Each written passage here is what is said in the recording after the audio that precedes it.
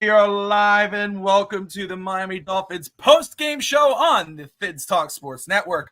I'm your host, Bobby Finstalk, joined by FinStanza Posner, Steve Malloy, and let me get him in here. He just popped in, the one and only co-host of the FUBAR Sports Talk Show, Bret Lagasse. Let me get him in here. One momento. There it is. There we are. All right, guys. Let me go ahead and put this up here. There's so much to talk about. There's so much emotion going either way. It is just week 4. The Dolphins were on a big high. They finished the game last week on a huge high. So did the Miami Dolphins fandom. And then with that high comes a very big low. They held the Broncos to 20 points, and now they were held to 20 points today. 48-20. Buffalo Bills humble the Miami Dolphins. My goodness, I've talked to all of you guys throughout the day. But first off, before we roll, I just saw Red's thing. All right, before we roll in, I want to thank everybody for tuning in. Hit that like and subscribe button. Thank you so much. Put your comments below. What do you think about today's game? The Dolphins were obviously humbled, but have they been exposed? Has the offense been exposed? The defense? We'll touch on all of that. Or, hey, it's only week 4. It's a whole season left. We're going to touch on all that. I'm going to roll down here one by one by one. First, we're going to roll with FinStanza Posner. Evan, my man, we were on pregame earlier today. We both called a win, right? Because you think, man, you see what they did the last 3 weeks, especially last week. It looked like every week they were getting better. Okay, offense, the number one pass blocking offensive line starting the first 3 weeks. You go, man, you know what? Even though before the season started, I said I could see, I had a 3-1 to start the year. I said, hey, after seeing what this team's been doing this year so far, I think they can finally do it. They're going to go into Orchard Park and they're going to beat Buffalo for the first time in 6 games. And lo and behold, it doesn't work out that way. Just your initial reaction to the loss and how you handling it, and we'll move on to Steve. I'm totally relaxed. I came to the conclusion probably after we punted for the first time that both sides of the ball, the coaching staff was not prepared for this football game. The defense, it was very eerie to the game against the Chargers, but the moment I saw Kohu on Diggs on the first set of series, I said to myself, Fangio is outsmarting himself. And then McDaniel, when I started to see the way he was calling certain plays, I just didn't like the play calling at the beginning, and then things just systematically got weirder. And the aggression that he had in the previous 2 games was not there. And I think the coaching staff played a little scared, and I think they just got outmatched by McDermott and Dorsey. I just don't think they had a systematic plan to counterattack Josh Allen. And my kid was sitting back with me in the car as we were watching the first game, and he was looking and he saw the team keep on going. He goes, Daddy, they're playing like string cheese again on defense. And I go, this kid's 8 years old. He remembers me torching the defense last year. No, I did there. A lot of players did not show up today, but similar to the Chargers game, the coaches did not adjust and use their hot hand. Like, they waited till the fourth quarter. Let's start using Achane again. Achane was phenomenal today. Tua threw a bad throw, but Tua wasn't the cause of the loss today. There were systematic issues from your star players. Christian Wilkins, a ghost. Bradley Chubb, a ghost. X didn't get a chance to really play because he wasn't facing Diggs. Where you saw today, without Connor Williams, you don't have your main play caller on the offensive line. That makes a very, very big difference. Mostert, we all talked about how he's been great for the last 2 games, but he's rearing his ugly head and why he's never been a number 1 starter in his previous stops, whether it's with the Ravens or the 49ers, because he has a tendency to fumble the goddamn football. So, and not stay healthy. But in the end, let's just put it this way. I can sum this game up really quickly in the fact that Fangio kept on putting Kohu on Diggs, 98 yards of penalties, mainly caused by that. Butch Berry, Liam Eichenberg taking an ineligible man downfield, playing like he was a guard. I have that I put on that the coaching staff, and then to go for it for the 2-point conversion because he thinks if they score a touchdown, they're going to be 16 points apart. And the moment that completely shocked me, and I'm sure everyone stood there, It's 4th and 1, and you're in shotgun. You're 4th and 1, and you're in shotgun. That right away proved to me that Mike McDaniel outsmarted himself, and Vic Fangio. People may not be shocked by me saying this. Vic Fangio has done a poorer job with more than Josh Boyer did with less, and it's very clear in the stats. Last year, when Boyer had to face the Bills, it was the most points he gave up was 34 in that playoff game with Skylar Thompson, and it was a very bad game. He got torched for 48. He got torched for 48, and that was honestly, the players didn't show up, but that was Vic Fangio's scheme today. And without Deshaun Elliott, you didn't find an adjustment. Without you weren't ready for without Jalen Phillips, which Bret will talk about, but you weren't ready to play. But Christian Wilkins, give me a break. This guy wants his bag. He is not worth $15 million on this team right now. If they give him one penny more than $15 million right now, then I'll start to get really upset. But to lose this game, it's the 4th game of the year, and the team is 3-1.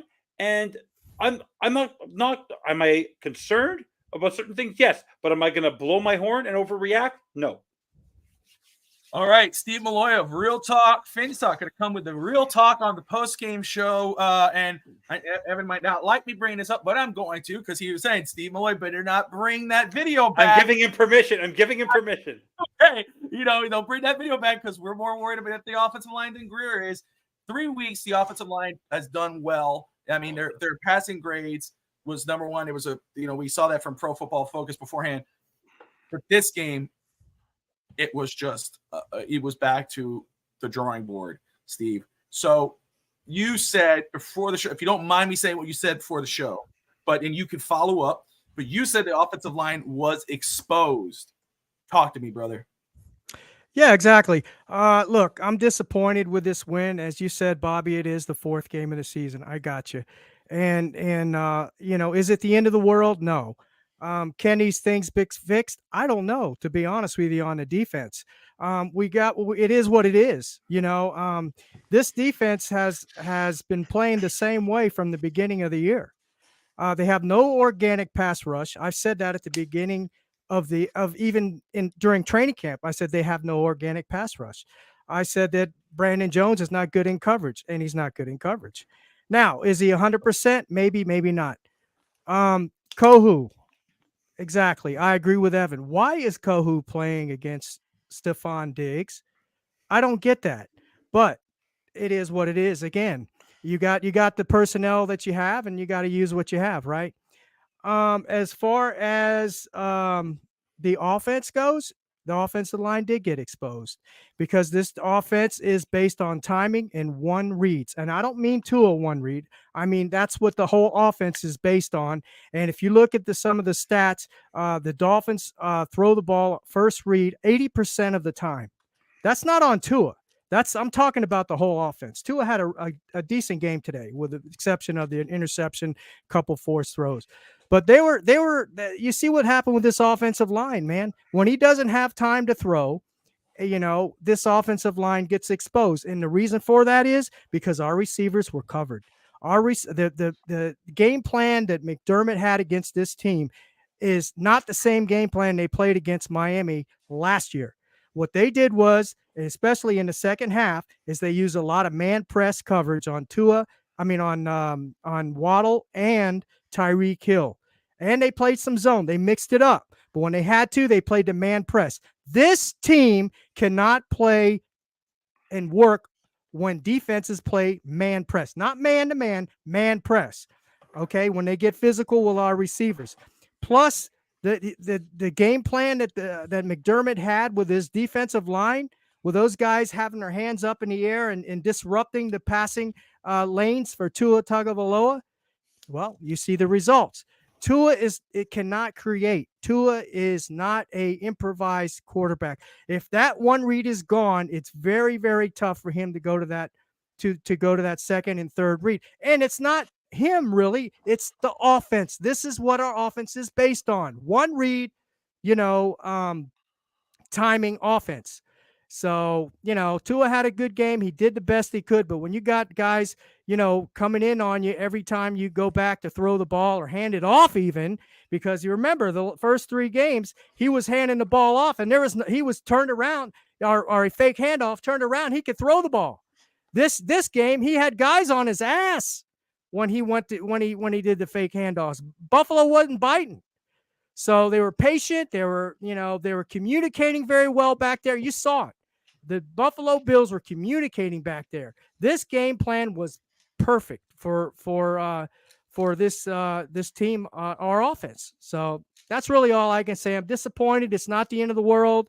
A-Chain, I like A-Chain. He's a stud, man. A-Chain's a really good running back. And were we missing Connor Williams? Sure, we were missing Connor Williams. Would he have made a difference? Probably in the running game, but he's not a good pass blocking center.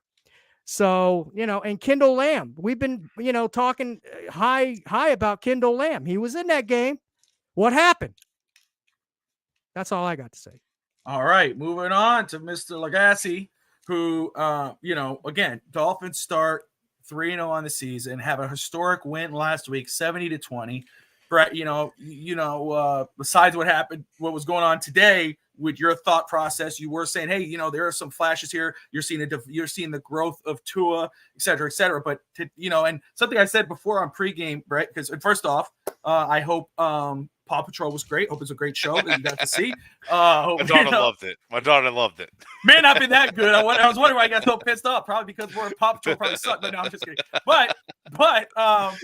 But something I brought up on pregame about the Dolphins this season so far in these 3 wins, and something that Wingate had brought up, but in the questions we had in week 1, they responded in week 2. The questions we had in week 2, they did more than respond in week 3. But how are they going to react to adversity? Didn't turn out great today.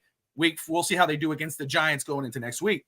But something I brought up is that this team, because we talk about the offensive line as we did before the season, we talk about the depth on this football team, the issues at linebacker, the issues in the secondary. We talk about these holes, or not these concerns.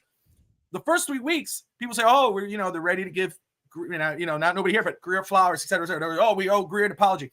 But it's like, listen, the concerns, those issues are still there.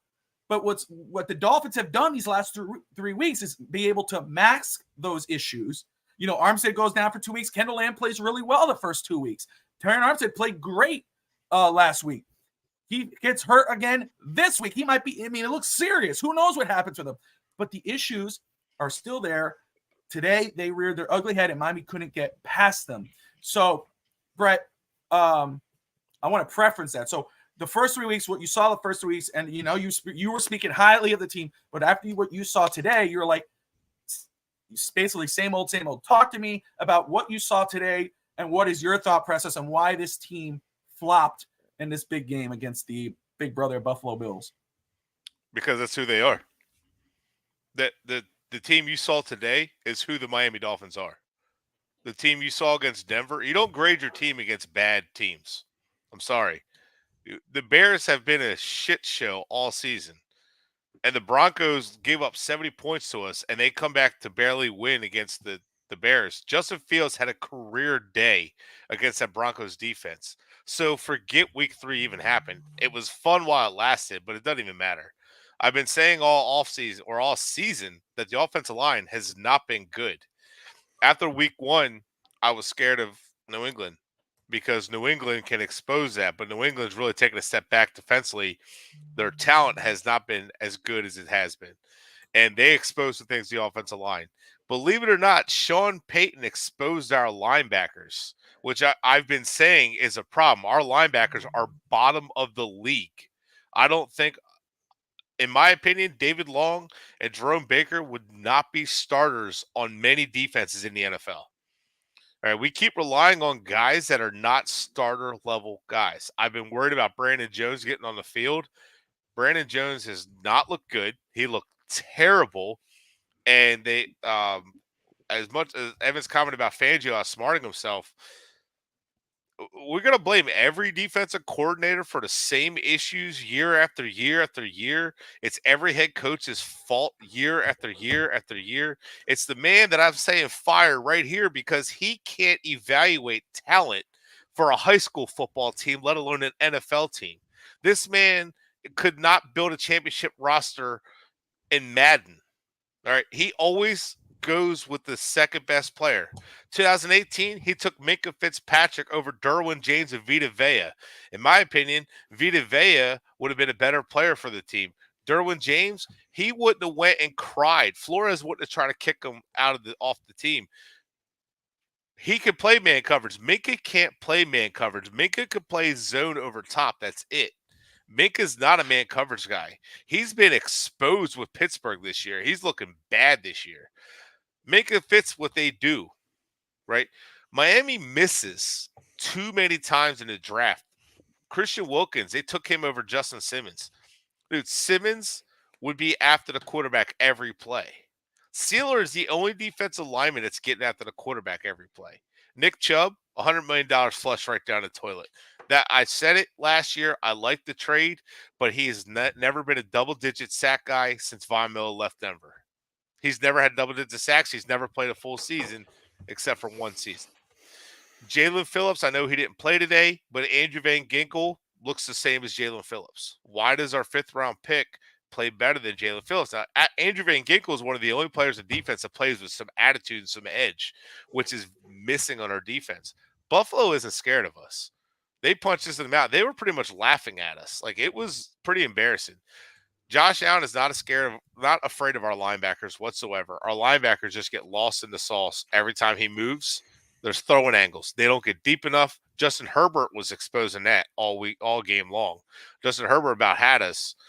We got lucky to win that game, honestly. Tua did a good job of leading us to a game-winning drive, but the Chargers outplayed us for a good part of that game. And honestly, none of our wins are all that special except for the Broncos win. And this is what happened last year. We had a chance to go up in the conference and take the number one seed in the conference. We would have been one game up on Kansas City and 2 games up on Buffalo. And instead, we get punched in the mouth to San Francisco. And afterwards, Brandon Ayuk said the only dogs on that roster are the ones that got from us. Now, Evan, you asked why was Mostert on the field more than A-Chain? You did bring up a good point. Why Mostert's not the lead back? Because he does fumble more. He is an explosive back. He is a good receiver, which is why I thought him and Jonathan Taylor together would be good. But the problem why he's on the field more than A-Chain is A-Chain's not much of a pass blocker. And once Miami got behind, you had to have your best pass blockers on the field. Now, at the end of the game's already out of hand, so obviously you just say, screw it, we're putting A-Chain in. Pass blocking's been leaky all season. But the positive of that means Mike McDaniel's been scheming his ass off to make the offensive line look as good as it has. The offensive line we saw got their asses kicked by 4 defensive linemen all game long. That's it. They didn't blitz. 4 defensive linemen beat them all game long.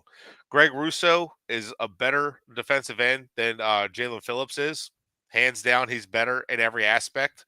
And Buffalo got the better pick out of that one. I wanted Russo over Phillips there. And you see why. Like, those guys, like they're not overly flashy, but they do their job. They win at the line of scrimmage. And that's why they lead the league in sacks. That's why they lead the league in turnovers. Tua got scared. He couldn't understand the coverages. They were taking away his looks, and he was holding on to the ball more than he normally did, and then he had to get rid of it. He was panicking. He had about 6 interceptable passes that I saw. Now, one of them, Waddle made a play. I don't know what happened with that one. Why that one almost looked like he was throwing it to Waddle in the first place, but it went over Mostert's head. Mostert tipped it. I don't really, if that was intercepted, I'm not really putting out on Tua too much, but he had a couple passes that he put behind and in front of players. The interception was just a god-awful throw.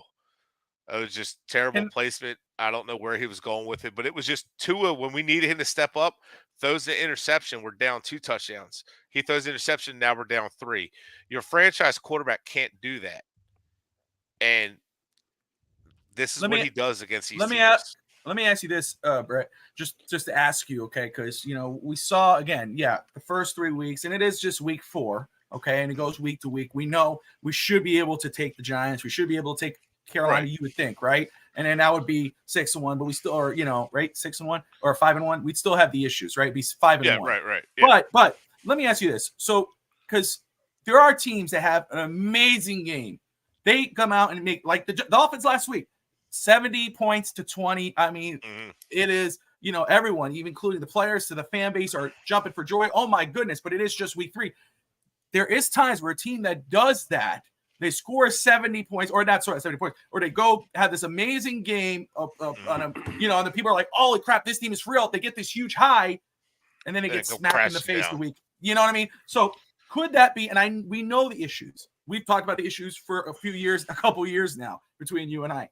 But could this be could that be the issue today? Was it a crashing down that the Dolphins they beat a bad team, and still an NFL team that they scored 70 points on, but they beat a bad team in against Denver, but got smacked in the face with a team that's equal or better in talent? It's not more of that, the Dolphins are trash because they're trash. It was more of, no, they were on a real high and now they came crashing low. It's not that they're trash. It's that they're a playoff contender, not a Super Bowl contender.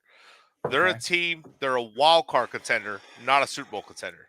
So a Super Bowl contender doesn't do this. You win 23-10, you win 24-20, you win 27-23, and then you get against losing teams, and then you go on and get smacked in the mouth on Monday Night Football against the Saints. A Super Bowl contender doesn't win 19-17. Oh, that's the wrong season. I'm sorry. A Super Bowl contender doesn't win 20-7, win 42-38, win 21-19, and then get smacked in the mouth on Thursday Night Football to the Bengals and look like you don't belong, and then go on a losing streak after that.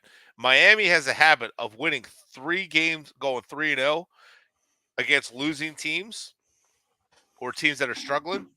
They're going to get punched in the mouth week 4 on the road against a playoff caliber team and then go on a losing streak. Now, if Miami goes on a losing streak against the Giants and the Panthers, yeah, we're throwing up red flags. I don't suspect that to happen. Well, we're not losing against the Panthers. I'm going to be at that game. Right, yeah. I mean, I don't suspect that happens. But what I'm saying, what that means is Miami's a team that could beat the teams they're supposed to, but they struggle against winning teams. What did we do last year against winning playoff teams? Lost 4 in a row, right? And we had a chance to go, like I said, first in the conference, and we lost 4 in a row with Tua at quarterback. What I'm saying is the problem with the Dolphins, we can't keep blaming coaches and coordinators, all that. It's the man upstairs who gets all of the talent. This defense is not good enough. I'm sorry. This front 7 is not good enough. Wilkins should not get paid. And I'm glad that he turned that offer down, because Greer almost shot himself in the foot by paying that man, because he's not a pass rusher. Where's he been all season? Fangio has been hammering the town on this defense to step up, and they haven't stepped up. And they double covered Diggs all game. Those guys just were afraid to tackle. So, this team they can beat the teams they're supposed to, but against Kansas City, against Philly, I worry about those games. Let me just say this. I called this game earlier, just like the Chargers was, and we beat that game. But the Buffalo Bills were a measuring stick game. That's a game where you're like, hey, this is going to show where you stand right now, not only in the East, but in the AFC and the NFL. And the Dolphins did crap the bed. It's just what it is. Same thing with the Philadelphia game, the Kansas City game, Baltimore, and then Buffalo again. It's a measuring stick game. Mm-hmm. So there's no doubt, a lot of people are saying, credit. And I was saying it today, Evan, on pregame, I was like, let's stop pretending that Buffalo is going to be not easy. Not that you said it was going to be an easy game, but people saying, oh, Buffalo's going to take a huge step back. We're going to take it. We're going to, Josh Allen is this. Josh Allen's like, hey, this is still the Buffalo Bills. They played dominant football the previous weeks, minus week 1. The last 2 weeks, we talk about the Dolphins. Oh, yeah. Okay. I haven't got that far, Josh. I don't think he forgot, Josh. No, I'm just kidding. But they played really strong. And today they showed that they are still the big brother in the AFC East to the Miami Dolphins.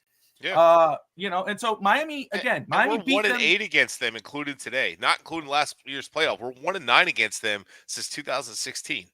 And we beat them at home, so we'll see what happens next. We beat them at home last year. We'll see what happens this season coming along. Dolphins are going to have a sour taste in their mouth, so we'll worry about that when that comes.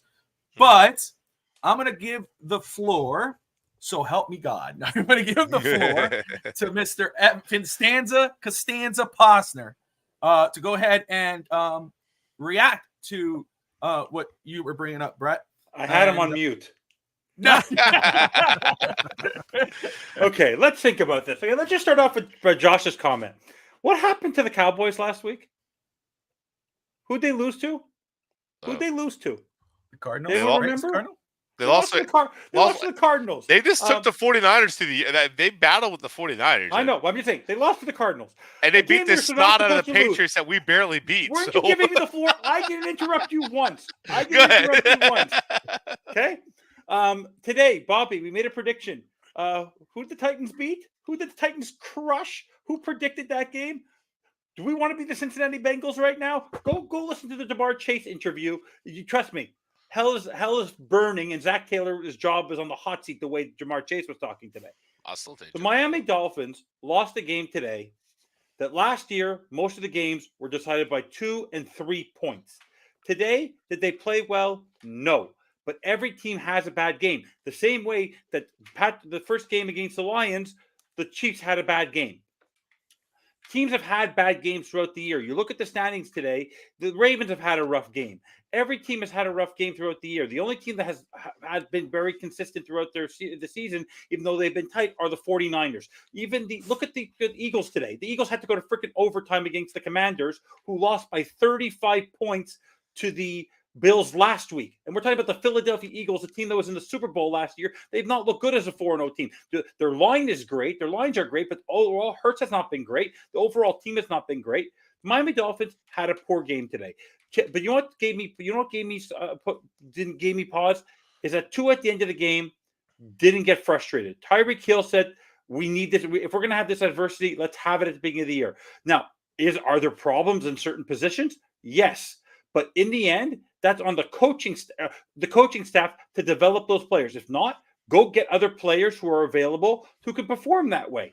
That's all I'm saying. For me, the team had a poor game today as an overall. If we look at if we just look at the overall box score, you can't only put this on the players. If you put the play calling was disgusting today. When you're 0 for 3 on 4th down, McDaniel, you're calling the wrong plays. When you're 3 for 10 on 3rd down, you're calling the wrong goddamn plays. Because in terms of time of possession, we almost had the equivalent time of possession as them. What did we do? We took 98 yards worth of penalties to their 20. So when you start doing that kind of stuff and you lose 31 yards and you give up 4 sacks to Tua, and by the way, I got to give credit to Tua. He fell well today. He almost got crushed, but if you notice, he tucked in his chin. So you got to give credit. Even when he got hit, he took it. He did not, no chance of getting concussed the way he was playing today. Yes. Did he make a bad throw? Yes. Did he miss when he didn't have his first read? Did he struggle? Yes.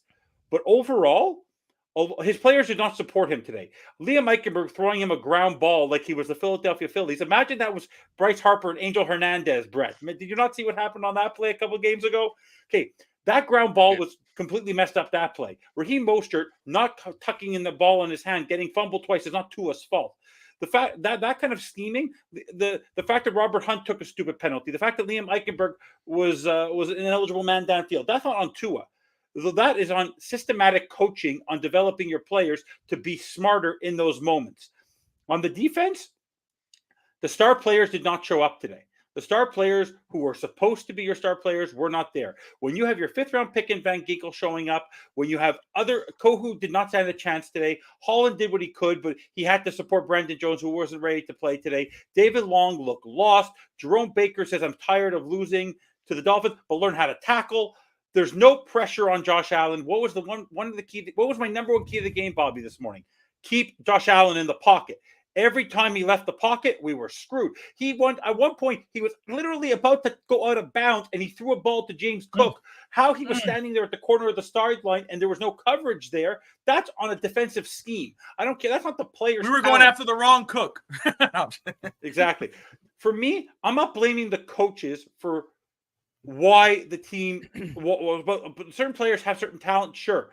But when something's staring you in the face, Brett, when you see that Kader Kohu is getting torched, play after play after play after play after play, in the second half, switch Howard to go cover Diggs. Don't say that because Howard's playing on the right side that's where you're going to put him, and Diggs on the left side. Sorry, that doesn't work out very well. That's poor coaching. That is absolutely poor coaching. Taking a 4th down snap on a shotgun play when A-Chain's playing well. And Ingold, when did Ingold get the ball? Ingold got a ball along the sideline for a 25-yard reception versus utilizing him in a blocking situation or putting him behind center. You ever notice that Tom Brady, when it was 4th and 1, I understand Tua can't do it, then bring in freaking Mike White. But at the same time, by the way, I don't know if you guys disagree with me on this. In the 4th quarter, Tua should not have taken a snap because they gave up on that game. Well, you know what? Tyreek and Waddle were out, so I agree with that. They should have brought in Mike White in the 4th quarter. But not even that. Agree. You know what I knew he gave up on the game to Mike McDaniel? Because 2 games ago, Mike McDaniel went for it very smartly to get points. Or was it against Chargers? He went to get points before the half in one of the games. I can't remember which one it was. Was it the Patriots game or was it the Chargers game? I can't remember. Chargers game. Actually, today, both games. He gave up. Both, he gave up. Right. He had a minute and a half and he gave up. He did not try to get points. He ran the ball on the last play, didn't give it up. But let's just reflect on this, Brett. Were the Bills great today? Yes. Watch how they're going to be tomorrow if Tyron Johnson is not playing. And right now, Tre'Davious White is going to have a torn Achilles. He's going to be out for the year. Trust me, that defense is going to get shattered. That's a huge loss for Buffalo. That's a massive loss for them. They had 2 healthy corners, and both of them got hurt. Yeah, and we're going to have Jalen Ramsey back in December. But let's just say who they beat. I understand they beat us today, but they lost to a Jets team with Zach Wilson for 95% of the game, and he screwed the pooch Josh Allen. Josh Allen had an awful game. They beat the Commanders, and they beat the Raiders. Those are teams that they're supposed to beat the same way the Dolphins would beat those teams as well. So for me, so far, the Dolphins and the Bills. Did the Bills beat us? Yes. But the Dolphins have had a very bad game, and so have the Bills. So it's equal on that level. And personally for me, at the end of the season, when it really matters, in December, the Dolphins are going to be at home for most of the time when they're going to be where they need to be, and the Bills are going to be on the road against teams like Dallas and teams like the Eagles. Where are we going to be facing the Bills and the Cowboys? At home.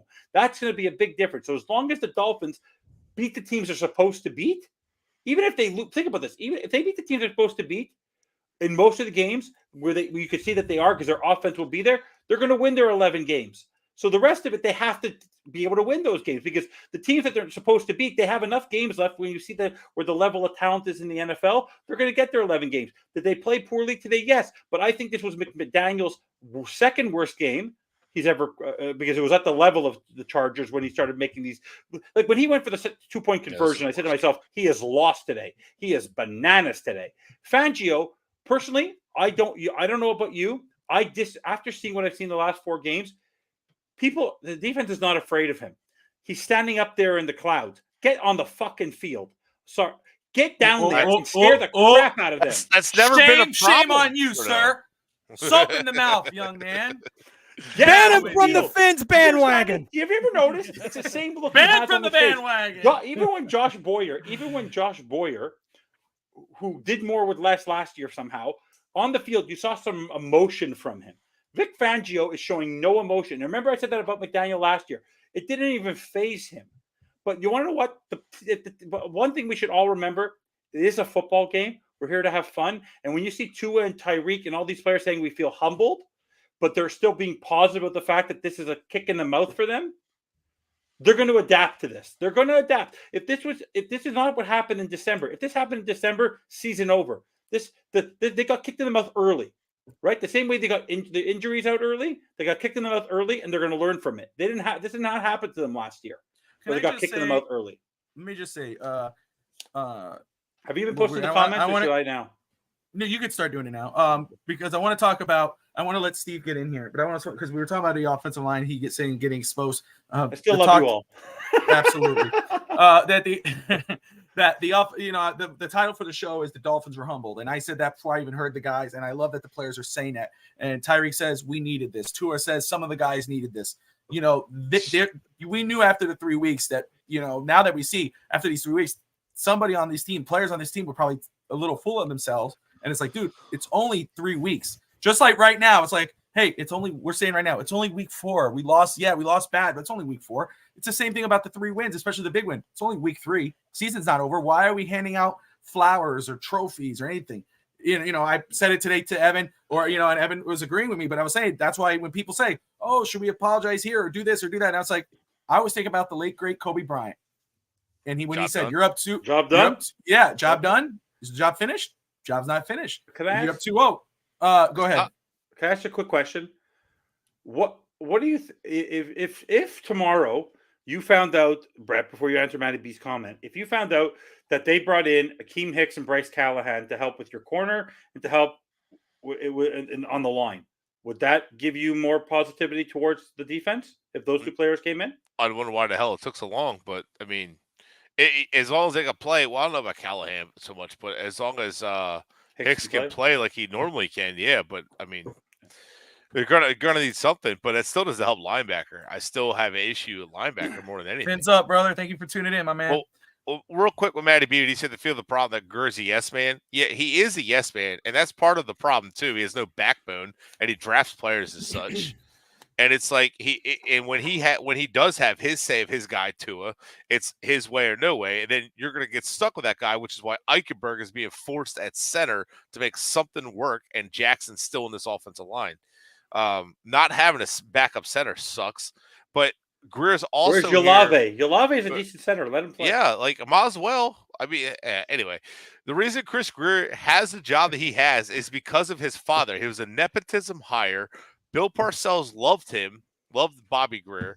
So he promoted Chris Greer to director of scouting when he was in Miami. And then, of course, Ross is obsessed with Parcells, and he's been looking for that Parcells. So when he hired Tannenbaum, who's a Parcells disciple, he decided to hire or promote Chris Greer. Chris Greer has been living off of that Bill Parcells shadow with idiotic Stephen Ross, because Stephen Ross is obsessed with Parcells and his way of doing things. So, sorry. I want to get Stephen here because I want to say, because we were talking about the offensive line, but you kind of think of, and I credit Evan for saying this earlier, and it made me think right away. But it was like, when you think about the offensive line, we saw how they did the first 3 weeks, and we see what the ratings were, and we, people were coming around, and we started saying, stop putting the video up, Evan. But Evan said it on another post game that I was on right after. Battered Fin fans, great guys, Manny and Ghost. But he said, "Where's Dennis Green when you need him?" And the thing about the offensive line, when I say, I asked you earlier, was the offensive line exposed? You said yes. I say no. Why? Because they were who we thought they were. They played like we thought they played. What we thought they were going to be, because of what the concerns. Armstead goes down again. Now people are talking about, we have concerns about people on here on social media. Availability is an issue. It always has been an issue with Terron Armstead. It's just what it is. I'll never understand how you want to build around your left-handed quarterback and you sign a all-pro left tackle who can't stay healthy instead of going after a stud right tackle, because that's his blind side. I'll never understand it. But what did get exposed today, in my opinion, Steve, and I want you to follow up with this, in my opinion, wasn't that the offensive line because they were who we thought they were. That's my opinion, sir. But what did get exposed was our defense, because when we hired Vic Fangio, we got Fangio. It's going to change. It's going to get better. Top 10 defense, all of the above. And the defense did finish out games last week, but the holes were still there. We knew about the linebacker position. Nothing really changed with this defense except, you signed David Long, who has injury issues as well. You go and sign Deshaun Elliott. You traded for Jalen Ramsey, who's not available to us till November. No fault to Miami at all.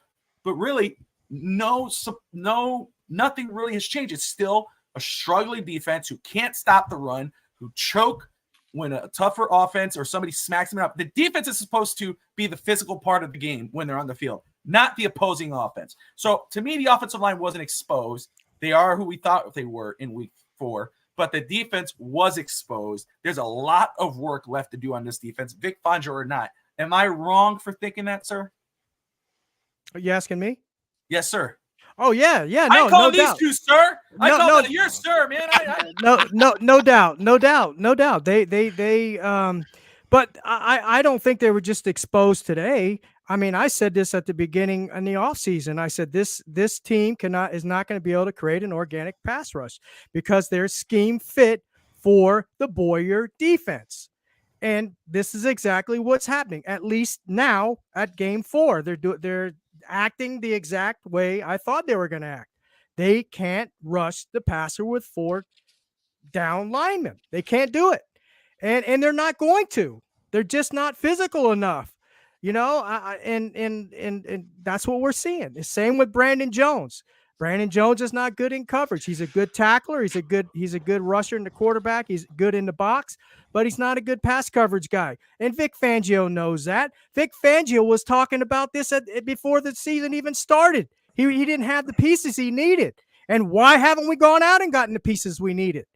You know, he's been saying this all along. That's one thing I like about Vic Fangio. He's going to tell you straight up like it is, and he has. He said it right from the beginning, just like Greer and McDaniel said, you know, why are you worried about the line? We're not. Vic Fangio told us about the defense, but no, those guys didn't tell us weren't honest with us about the line. And so that's the case. And as far as the offensive line goes, yes, they are playing like I projected they were probably going to play. Okay. We're still terrible in the depth at those positions. Okay. The only reason why, and Bret said it best, is McDaniel has been disguising the deficiencies in this offensive line in this offense. Okay. He has been doing that by having Tua, the one read offense, not Tua, the one read offense timing and throwing that ball quickly. He was throwing the ball 1.98 seconds in the New England game. He was clocked one time. Okay. But he's been averaging about 2.3. That's the reason why this O-line has been playing so elite, as everybody has been saying. That's the bottom line. Vic Fangio told us about this defense as well. So that's all I can say. I mean, fair enough. I don't know what else to say.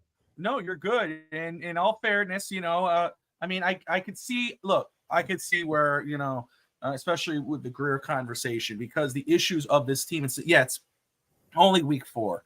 And I get that point, and I agree with that. It is only week 4. Just like the first 3 weeks, it's only week 3. Let the season play out. However, the issues that showed up today, whether it was the defense, the offensive line, injury, is what has been the key issue with the Greer detractors, or whatever you want to or Bret Lagasse or Steve Malloy, or even myself last year and on. It's like, look, the issues of this team are still the issues, but the Dolphins were figuring it out as it went on. What's up, Manny? Good to see you, brother. Miami Fan Talk Show as well in the house. JFZ, good to see you, man. Joseph, let me ask you this, and I want to go throughout the NFL just to get some quick reactions on those very quick throughout the games, because Evan brought it up, and it's so true. This week of the NFL was just crazy. I mean, Philadelphia and Washington going into overtime. I think Philly pulled that out, but we're going to go through that. But, Evan, I want you, even though I know it's a bitter pill right now with this game, but no, I'm confident. I know you're really trying. God bless you. But your 3 studs and duds for today. Who were your 3 studs easy. and duds? Studs? Yes, sir. Achan. I agree. Dig. Achan. Achan. No, Achan, Van Ginkel. Achan, Van Ginkel, and the other one would be probably some Barrios. Barrios actually took the ball out quite a few times. He made a few nice catches. Those are my studs. Duds, very simply put, are Liam. I'm actually not going to blame the offensive line. I'm going to blame Butch Bear. I'm going to blame X for not standing up and yelling at his defensive coordinator to come cover Diggs. I'm supposed to be there. Bradley Chubb and Christian Wilkins. You're talking about captains of our defenses. The 3 guys who are captains of our defenses shit the bed. And I mean shit the bed. So for me, those 3 defenders are fully to blame, because I just looked at the stats. Do you know, the people are saying how stout Milano had a great game. Ed Oliver had a great game. Do you know how much yards of offense the Miami Dolphins had? 393. How many did the Bills have? 414. It wasn't that they outdueled us in terms of offense versus defense. It was the play calling. Ken Dorsey outplayed Mike McDaniel. As hard as it is to say for the offensive genius, his play calling was poor. And when you go, what was it? When you go 3 for 13 on 3rd and 4th downs, Mike McDaniel, you're crapping the bed. Sorry, you crap the bed. Let me just say this very quick, Evan, and we'll get to Steve here. And I know Bret has to go in just a minute, so I want to get his opinion before he wraps it up, because he's had a long day. Paw Patrol, Dolphins getting blown. It's all of the above. So, but let me just say, for those who want to just And hop congratulations, on, Jason Sanders. You didn't miss another point today. Hey, did you see? Man, he said Yeah. Jason Sanders. Let me just say very quick before anything. To Miami Fan Talk Show, I who love asked Miami. if are we going to open up the panel? Yes. I give me a few minutes. We'll drop the link so we can get everybody's quick opinion on the game and follow up what everyone else is saying. Steve, studs and duds, sir. I'm gonna start out with the duds. I'm gonna have to say Kohu. For sure. I'm gonna I thought have he was to, put in a bad position though. He was put in bad, but he he's still a dud. played bad. Yeah. He I still was, love he Kohu. still was a dud. And I like Kohu too, but hey, I call an ace, right?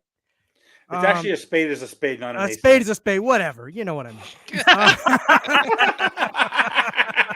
Don't correct Steve. That's my job. I'm the autocorrect. I'm ChatGPT of this network. I think everyone knew I what like meant. that. I like that. But that's okay. Thank you, Evan, for that correction. Love you, Malloy. But yeah, Kohu, I would say Christian Wilkins didn't show up today, and definitely Bradley Chubb.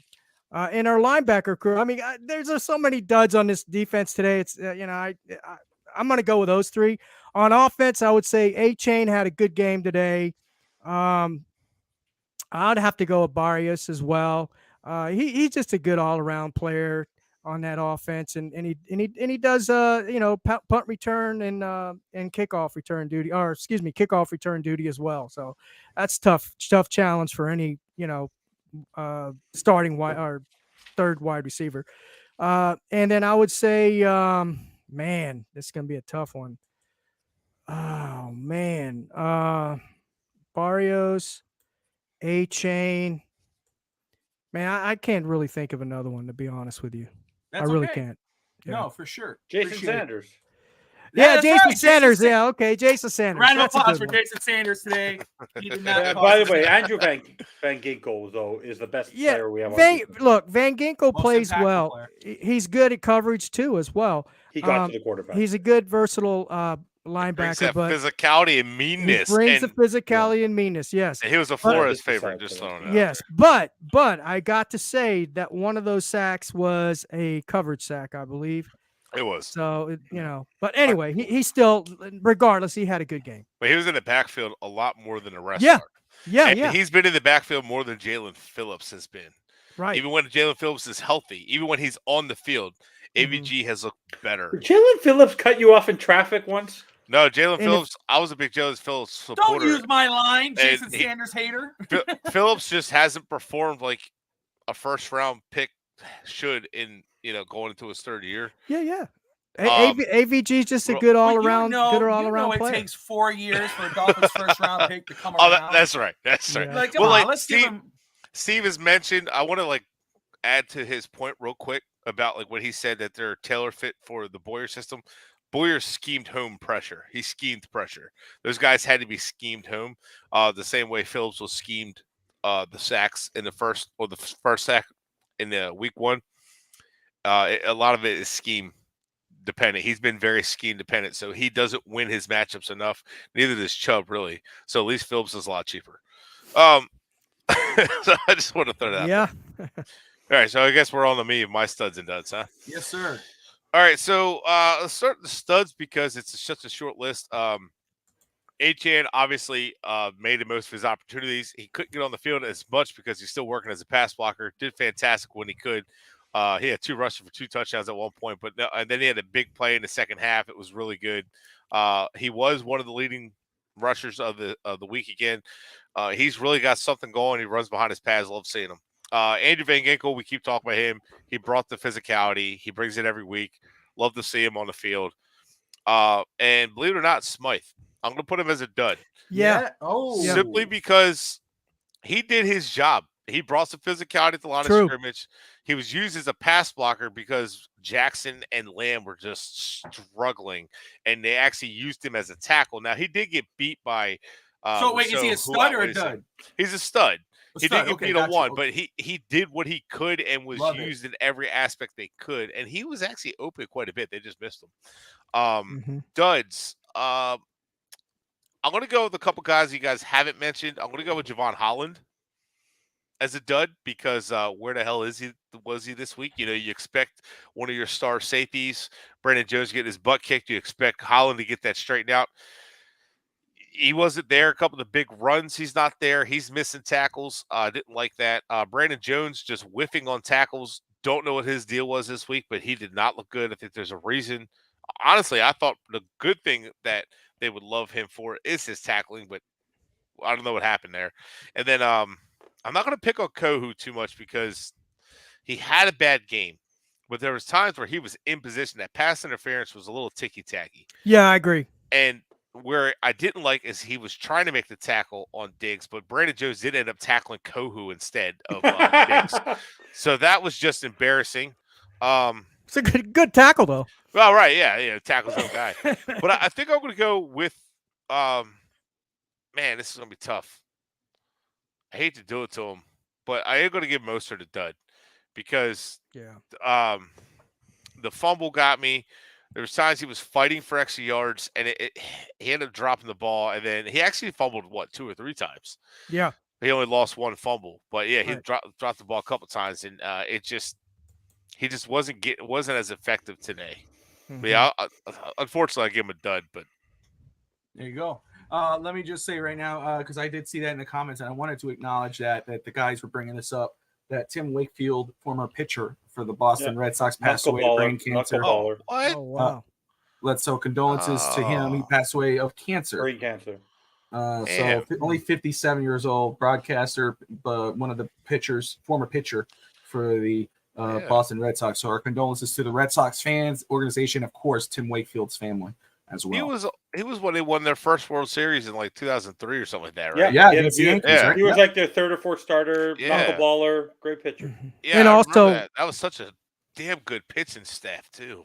I also want to make mention we had 2 1972 Miami Dolphins that passed away this last week. We had Herbert Gann, who played running back, and we had Tim Foley, who I met. Played cornerback, real good cornerback for the Miami Dolphins. He played 11 years with the Miami Dolphins. It's been a crazy week. I missed that. I didn't even see that happen. Yeah, so both those guys passed away. Our condolences to them and their families. But I know for Bret, it is running close here. Bret, man, I want to thank you, brother, for popping in. I know you've had a long day. First off, before I let you hop off, how is the wife and the new baby? Oh, yes. Other than sleep deprived, good. Congrats, man. Good, thank you. Congrats, Bret. And just so the viewers watching, she was born just as the Dolphins won against the Patriots on Sunday night, so that was cool. I turned the game on the way to the hospital, and she was born just as the Dolphins won. I had to tell her to calm down a little bit, stop the yelling so I could hear the game. But I'm kidding. I'm kidding. But it was pretty awesome to have welcome your child into the world and your Dolphins winning. So that was kind of cool. Especially beating the Patriots. Yes. Hell yeah. Absolutely. There you go. Nothing better than that. But Bret, man, thank you so much, brother, for coming on. We'll see you next week, hopefully pregame and postgame. Yes. For the Giants game. But brother, God bless you. We'll see you soon. Thanks, guys. I'll see you next week. Take care, Bret. Just to let you know, the Jets are losing 17-0. Just to let you know, the Jets. I love it. I love it. No, but you know what I really want to say? How does one player make a difference? You telling me their offense would have been so much better with Aaron Rodgers throwing the football? This defense is giving up 17 to the Chiefs. Maybe, but all right, guys, I got a little bit at least. But yeah, see you guys. Don't get Bret later, started. Bret. See you next time, brother. See you next week. Later. That was Bret Lagasse, and I did drop the link. So if you guys want to hop on and give your 2 cents on the game today, you're welcome to do so. Have someone. Steve Malloy, I see him. I think that's the Miami Fan Talk show. Big Philly. Let's get him. He's in the audio here. Big Philly, what's up, my man? What's up, guys? How's it going, Big Philly? Brother? Oh, it could be better. Well, that's true. That's true. It'd be a lot better, man. But unfortunately, the Dolphins resorted back to the old Dolphins, unfortunately. So it's just another day in paradise. Hit us up, man.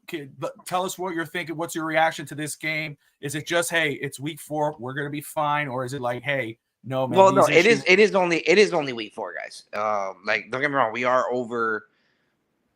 overthinking this loss, but at the end of the day, it is a loss, and it's against the Buffalo Bills, which we really wanted to pull this upset out.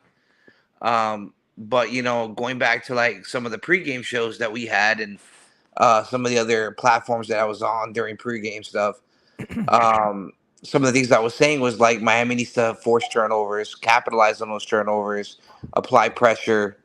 And unfortunately, like I was telling Turbo, who's one of my co-hosts, that he comes to watches the game with me every Sunday. He was like, I was telling him, I was like, look, everything that I said, Buffalo is doing, like everything. They capitalized on each turnover. Mostert obviously had 2 fumbles, which hurt. Then you had Tua's pick. All those ended up resulted to points. Yeah. Whether it was, I think one was a field goal, and I think 2 were actual touchdowns. Right. I go back to coaching. I wasn't like, don't get me wrong, Fangio was nice, but I wasn't like one of those fans that were like, oh my God, we got Fangio. I was like, all right, dude, like, let's see what you got. Like, I get your reputation, but let's see if this system is going to fit our scheme, which honestly, we're a man team. So they're man to man. You have just that occasional help over top. So think of it like, cover 2 man, where you have those 2 safeties deep, and then everybody else is man to man coverage. And then that also helps apply pressure, because then you can bring that linebacker in, or you can bring in a safety or a corner off the edge to blitz. This dude doesn't blitz. He doesn't adjust any sort of. He doesn't adjust towards his game plan through the flow of the game. Yeah. Like, he will beat that dead horse, just to make sure it's beat before he decides to switch. And it's like, dude, you need to change it up, especially against a team like Buffalo. You can't just play zone. He's gonna pick you apart the entire game, and especially that they're chip blocking to give their tackles time to catch up to these ends that we have. So it's like, or these linebackers. So it's like you need to adjust to your game. You need to bring more blitzes up the middle, which would have helped out with the run game, which they didn't. They didn't utilize Long or Baker, which Baker arguably can be one of our best blitzing linebackers that we have. That's what he was known for coming out of college. And you got David Long. That's obviously, he's another one that can apply a lot of quarterback pressure. And the way you beat Josh Allen is by applying that pressure and forcing him to turn the ball over, force himself to second guess himself. If you're not doing that and you're letting him just sit back there to where, he's already, he's thrown 4 interceptions this season. Right. The dude only threw 4 incompletions all game today. Perfect passer rating. Yeah. Dude threw 4 completions the entire game today. And again, this goes back like Cater, right? You guys are talking about Cater. Cater, I'm pissed off at Cater because he didn't turn his head. Yeah, I said it. Noah Mbenagany 2.0. That's what I said today. That's how he played. He played like Noah Mbenagany 2.0. So it's like, but at the same time, you got to blame coaching. You can't just blame him, because at the end of the day, the coaches put him in that situation one-on-one with Diggs. Diggs is arguably the top 5 wide receiver in the National Football League, and you're putting him against an undrafted rookie, undrafted.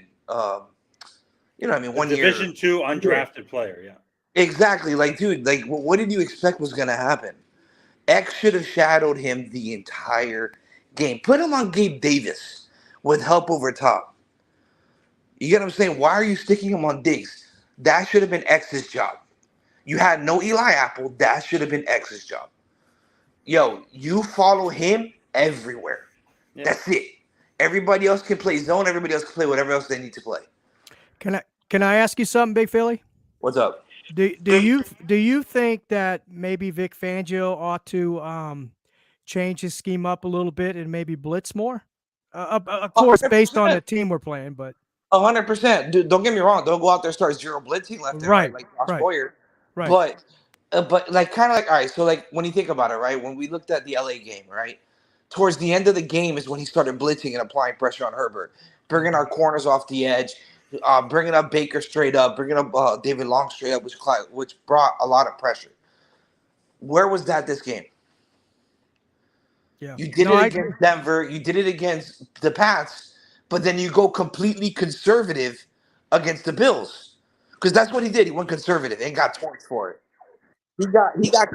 He got completely torched for going conservative when you need to be aggressive against Josh Allen. Yeah. So these are those things like I'm like, all right, well, we brought Fangio here for nothing because whatever he did have is out the door.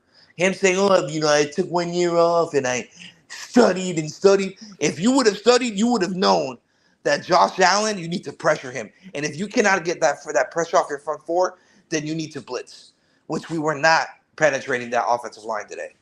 And you're right, but Vic Fangio should have known better because and I said this on the pregame show this morning, and I know a lot of fans didn't want to hear this, but Josh Allen has played great quarterback play against the Vic Fangio defenses. Because it's zone. It just sits. They sit in zone the entire game. That's all they do. They sit in zone. He doesn't go man to man. When he does, the defense will shift. No, dude, you need to assign special responsibilities for certain players, bro. Diggs is one of those players. Assign a spy for Josh Allen. That has to be Baker. Like it doesn't take rocket scientists to understand that. Everything else you can play however you want. But those are the two things that you need to have in your defense.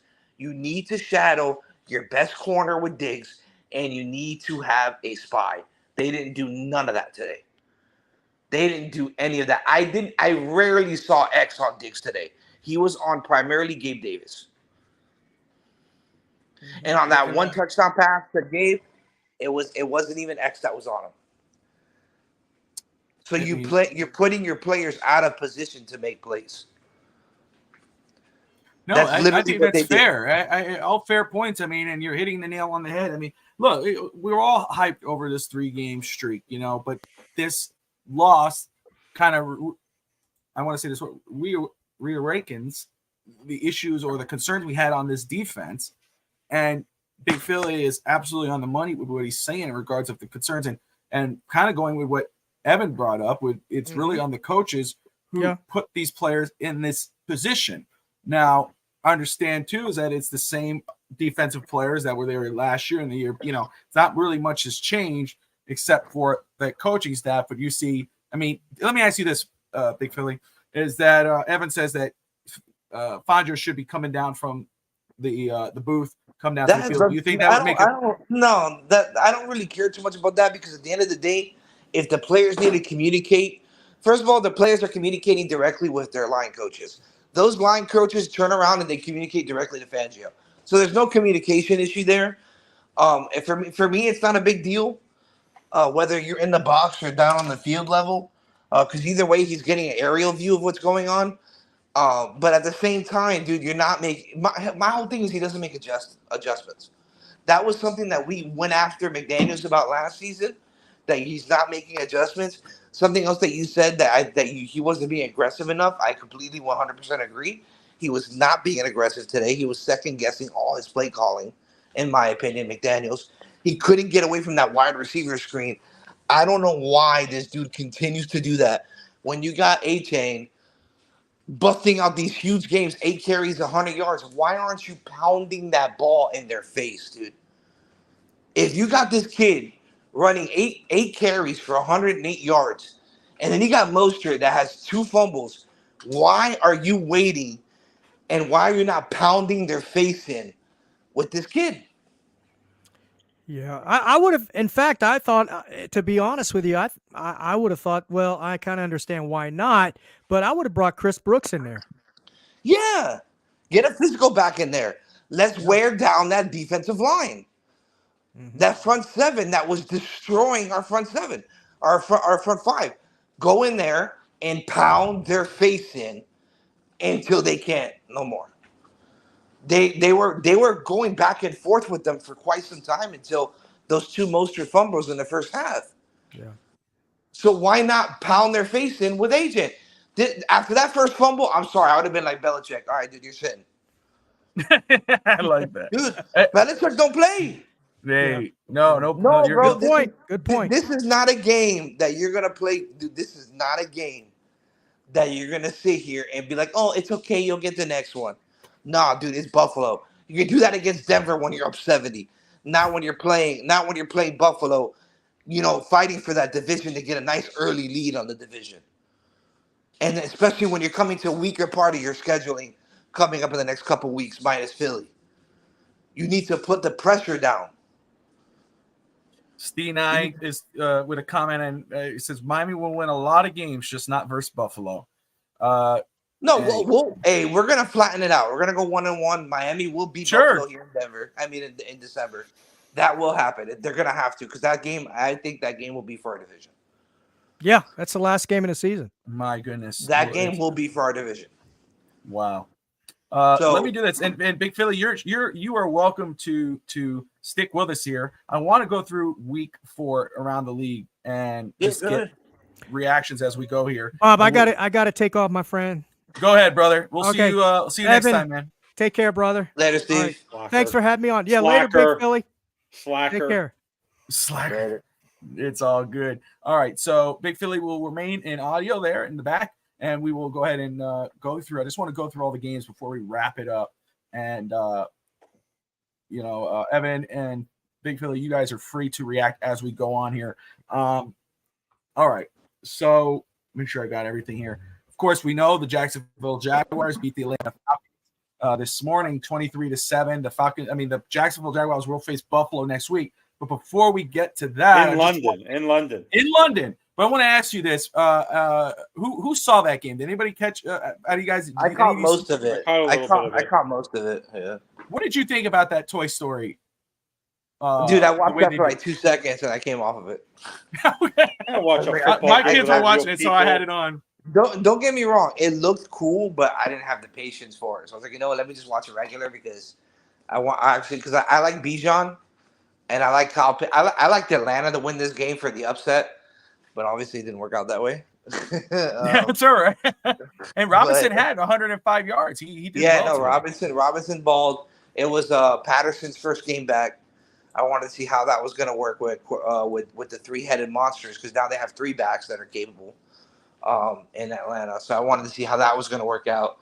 I liked how Calvin Ridley got into the end zone.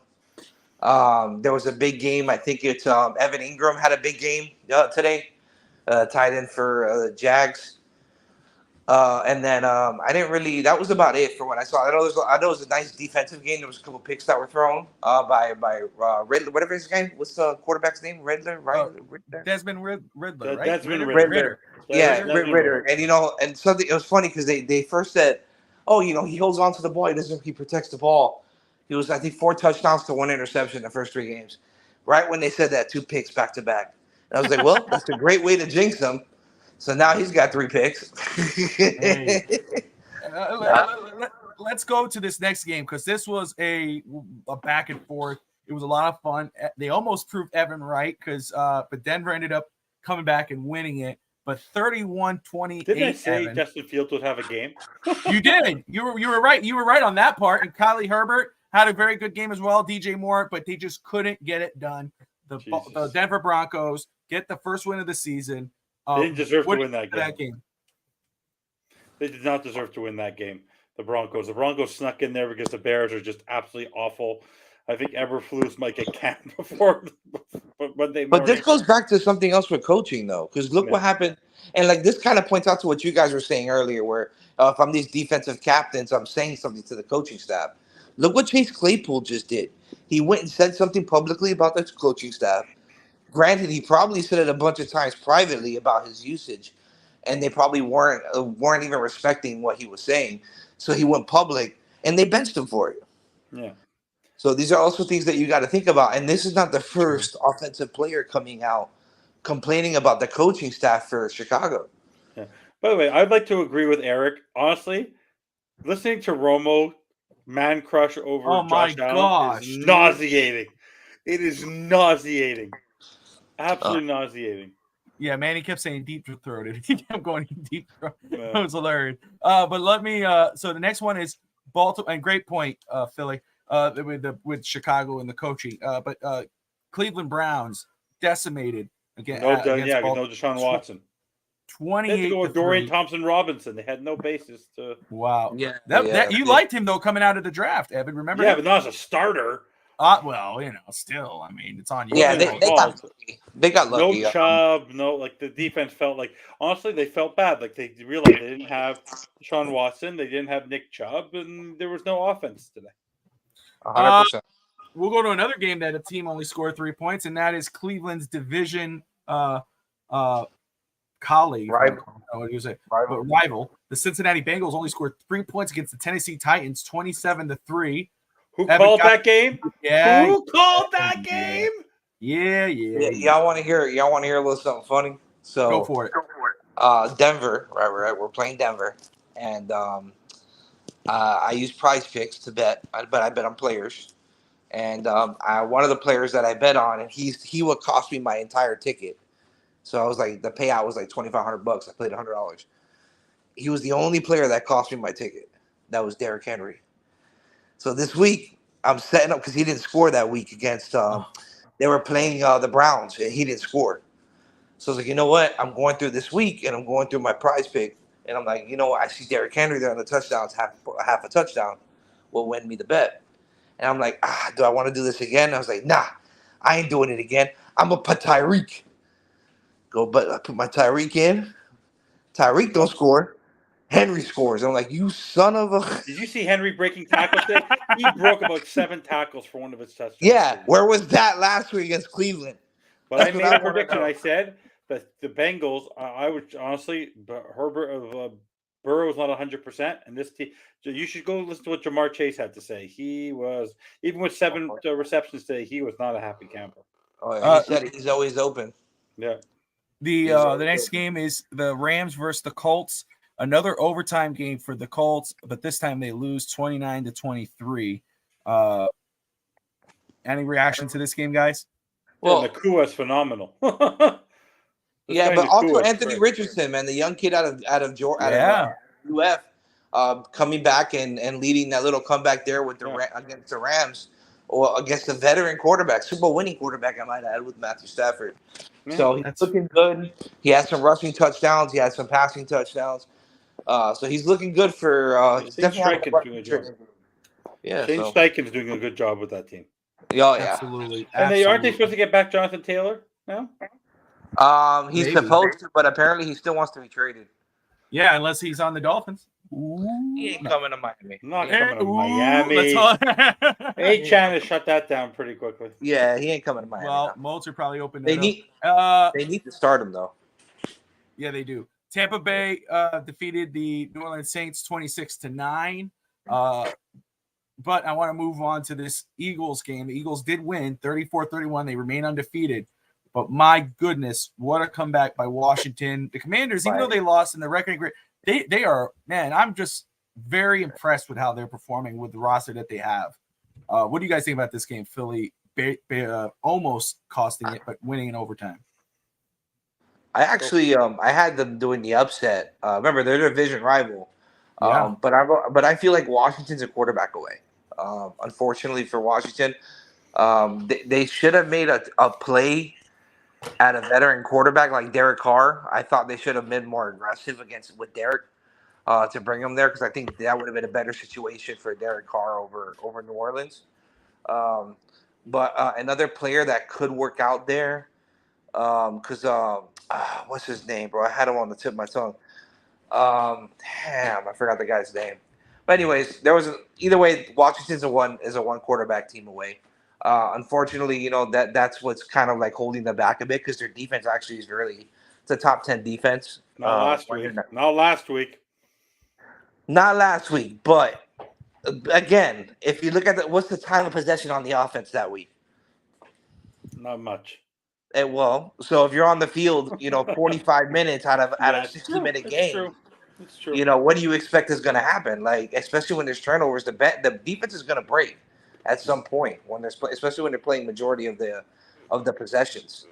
So their defense, though, like Chase Young, their front seven is disgusting when you give them the opportunity to open it up. And we saw that a little bit more today against Philly. Their offense opened up, which was great. Scary Terry got in there. Bijan Robinson got it, or Brian Robinson, whatever his name is. Brian Robinson got in there. Yeah. Logan Thomas, I saw, got a touchdown, which was good for him because, he's been battling injury bugs. for the past couple seasons. They lost, but the game was close because the Eagles got over aggressive and blitzed 5 on the last play of the game and left Jahan Dotson wide open there in the end zone. That's the risk that you take when you do something like a play like that. So unfortunately, last play of the game, So we continue here. The Minnesota Vikings defeated the Carolina Panthers 21-13. They get their first win. The Houston Texans win a second game of 30-6 against Pitt. Evan, your reaction to that game, man? No, it doesn't bother me that the Vikings got their first win, but I wasn't too impressed by them. They're still not. Oh, the Houston game. Oh, well, you have the Vikings. If I said Vikings Panthers, didn't you say Vikings? I skipped that one. I went over. I said that. Sorry. I said that when I go to Houston. I was reading a stat. Sorry. Which game? The Pittsburgh game? I said you if by Kenny Pickett, but good for C.J. Stroud. He broke the record, Andrew Luck's record. He has the most yards, I believe, of quarterback in his first 4 starts as a rookie. So good for him. Good for the Texans. I'm proud. Alex, I'm happy for Alex and Alfred. There you go. Next game we're going to look at here, and Philly, feel free just to hop in if you want to jump in on that one. Okay. But let me go ahead and get into the Las Vegas Raiders lost the Chargers 24-17. Aiden O'Connell was actually the leading passer for that game with 238. Talking about that game later. Mack. What happened with Mac? 6 sacks, right? 6 sacks. Wow. Welcome to the NFL for Aiden O'Connell. Yeah. Going on, we got the Dallas Cowboys shut down the Patriots 38-3.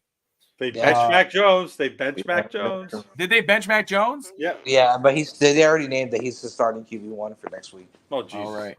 Yeah. The 49ers defeated the Cardinals 35-16. The tank job continues. But there's your going around the league, guys. So out of these games, what was the most shocking game for you, win, lose, or draw? Well, there was no draws. So anything stand out to you this week? No, because I not really. I guess the Steelers crapping the bed against the Texans, that would be the worst game I think of the week. But if you look at it from an expectation perspective, the team that crapped the bed the most today was our Miami Dolphins. That's fair enough. What about you, Philly? For a team that's expected to do what they were expected to do after what they did over the first few weeks, the team just failed to execute throughout the entire game. If you're looking at it like over under, I think everybody who was supposed to win for the most part won minus Pitt lost. In that loss, obviously Kenny Pickett got exposed, which is something that we already knew. He was an average quarterback there in Pittsburgh. They need to kind of move on from him or look for somebody to create some competition, and not somebody by the name of Rudolph. CJ Stroud coming into the league, obviously, with that combination of Taco and Tico Taco, whatever guy's name is from Houston that they drafted. Tank Dell. Tank Dell. I don't know why I say Taco. Tank Dell and Nico. That combination of speed is going to be deadly for Houston going forward. So Houston's looking a lot better. Defensively, they're playing a lot better as a unit. So that's going to be interesting to see how they develop, especially moving forward. Kind of pushing it forward to next week. I think the game I'm looking forward to next week, because this week is this week 3, the biggest games were our game against Buffalo, and I think it was actually that was it. I think that was the only big game this week, in my opinion, because even these Monday night game and tonight's game, KC versus the Jets, it's whatever. Like the Jets only have 5 points. They got a safety and a field goal. So, and Patrick Mahomes just threw a pick. Patrick Mahomes just threw a pick, as I just said it. So there you go. But game to look forward to next week, to circle your calendar about. You have Cowboys and Niners next week. That's going to be a good game. That's going to be a fun game. Yeah. Let's close it out with this, guys. We're just wrap it up here. But Philly, I'll start with you, and then Evan, and then we'll wrap it up. But after today's game, Philly, I guess one worded, any concern against the Giants next week for the Dolphins after what you saw today? Make your adjustments. Make your adjustments. There you go. That's all I got to say. The Giants, dude, we're playing them with, they have no Saquon. They Jones, if you put pressure on him, that's another one. Jones is going to be another one that you need to put a spy on and definitely seal those edges because he will utilize his legs to extend drives. So True. you need to play that. You need to play that spy there. Keep somebody on him at all times. Their deepest threat is Shepard, right? Is it Shepard? Shepard, yeah, Sterling Shepard. No, well, yeah. Shepard is their most reliable. This guy, what's his face? Their tight end that they brought over from the Darren Raiders. Waller. Waller, yeah. Waller hasn't really done anything, and then they have Matt Breida as their starting running back. So another speedster. But then again, sometimes he's not reliable in the sense of, being available. So he usually like that first game that he came in to replace Saquon, he got hurt and he sat the rest of the game. So, we just got to play contain, make sure that we don't allow Daniel Jones to utilize his legs and force him to pass the ball, and he'll make his mistakes. And hopefully, we should have another. We should get back on track, right? Back on track for that winning slot, and then we could just keep it going that way, Absolutely. All right, Evan. Any concern for the Giants next week? No, Big Philly took the words out of my mouth. Contain, and no turnovers. Like absolutely no turnovers. Like we can't lose a turnover battle. But they don't have the players on defense to sustain the way the Bills do. It's not even close. So this should be an easy victory for us. Well, don't say easy. It's the NFL, man. Don't say easy. You're going to jinx it. No, any given Sunday. In comparison to what we had to face today. Well, I mean, if Daniel Jones wants to be Super Saiyan, he could do it. But wait, the one positive I'll take out of this, the one positive I will take out of this is the fact that you see Trayvon Diggs get injured last week. You see that very likely that Tre'Davious White's going to be out for the year. Wasn't it a blessing in disguise for Jalen Ramsey to get injured when he did? Because at least we get him back from December for the stretch run. All these other great teams are losing their star corners for the entire season. We're getting ours back. The first time that White went down for Buffalo. This is the first time Diggs is going down for Dallas. Yeah. But for sure, they're used to playing without White. White, I think 2 seasons. Last season was his first complete season. And Johnson also got injured. I don't know if it's bad, but Aaron Johnson also got injured at one point. Yeah, but he may be back by the time we play. Remember, we played in the last game of the year, so we don't know how significant that Achilles injury is. So they're predicting it's torn. They think it's torn. Yeah, well, if it's torn, then he's out for another year. Yeah. But either way, they're used to playing depth at that corner position. So I wouldn't really put it past them to keep it rolling. I predict they lose next week, by the way, because the Jaguars are sitting there waiting for them. They're acclimated to the time change there. They're already sitting there licking their chops, waiting for the Bills to arrive. I have a feeling the Bills are going to. Well, for our sake, I hope that they do beat them. Yeah, I think they're going to have a faltering game. I think that they're going to falter in London, the Bills. Well, I hope so, but the way that they're playing right now, offensively, I don't think it matters. They had a bad first game. I think they might do it again. All right, guys. Hey, Big Philly, man, thank you so much for joining us for a little bit. Guys, appreciate it. You're always welcome back, welcome man. Anytime, don't be a stranger. Everyone else, thank you all for tuning in. Smash that like and subscribe button. Well, I'll just say it like this. Until we'll be on for East Country Boys tomorrow, me and Alex. May have Manny. I'm going to reach out to Manny for Beater Finance. Maybe we'll have him on tomorrow or next week, but definitely want to get him on. But tune in tomorrow. We'll talk more about the Dolphins game and the upcoming Heat season. The Marlins have made the playoffs. That's exciting for Miami. So did the Jays. There you go. But we don't talk about tomorrow. Just kidding. But yeah, I want to try to get some baseball coverage. So if anybody likes to talk baseball, you could let's hit me up and let's see if we can get you guys on, because I'd love to get some playoff coverage for the network. But until then, we'll see you tomorrow night. Catch Evan Posner, FinStanza Posner with Fish Tank Hank on Thursday for the bandwagon. Catch Steve Malloy on Tuesday night at 7:30 with Dolphins Thirsty for Real Talk, Fin's Talk. So more Dolphins content throughout the week, reacting to this game and preparing for the Giants next week. Until then, like, subscribe, and most importantly, it's 3-1. So always Fins up. We'll see you guys tomorrow.